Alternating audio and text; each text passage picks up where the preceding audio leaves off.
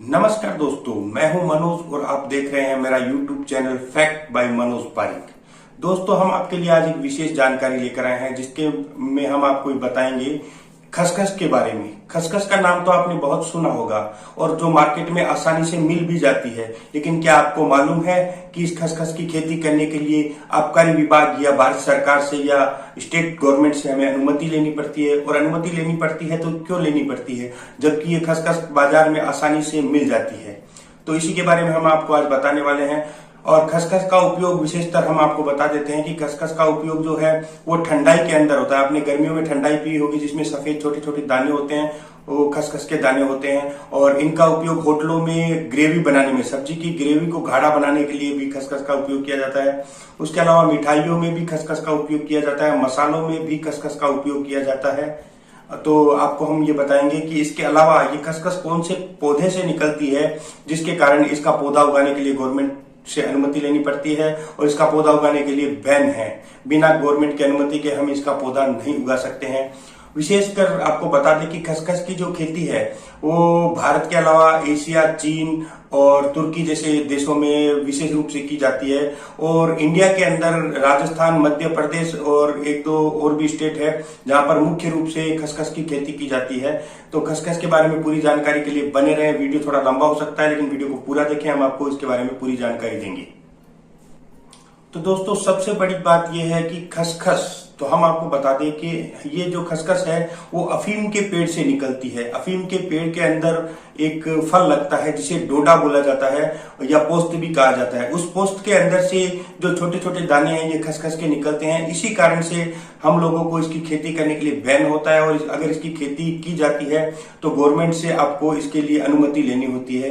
विशेष रूप से आबकारी विभाग से आपको इसकी अनुमति लेनी पड़ती है। तो दोस्तों, क्या आप सोच सकते हैं कि एक ऐसा पौधा जिसके अंदर से खसखस निकलती है और वो खसखस बाजार में आसानी से मिल जाती है और उस पौधे पे गवर्नमेंट ने बैन लगा रखा है। तो बैन क्यों लगा रखा है? बैन इसलिए लगा रखा है कि इसके अंदर जो डोडा निकलता है वो एक नशीला पदार्थ है और डोडे के अंदर से जो दूध निकलता है उसे अफीम कहा जाता है, जो कि औषधीय रूप में भी यूज किया जाता है और नशीले पदार्थों में भी इसका उपयोग किया जाता है। इसलिए गवर्नमेंट ने इसके ऊपर बैन लगा रखा है।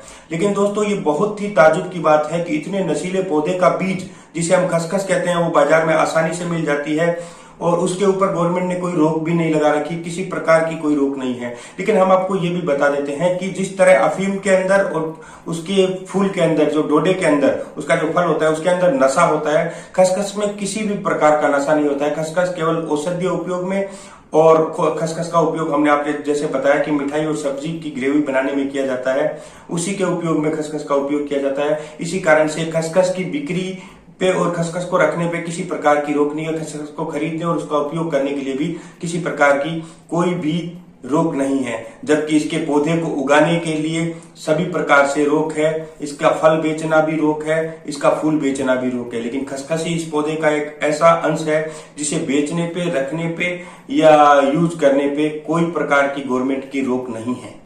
तो दोस्तों, एक ही पेड़ के अलग अलग उपयोग है।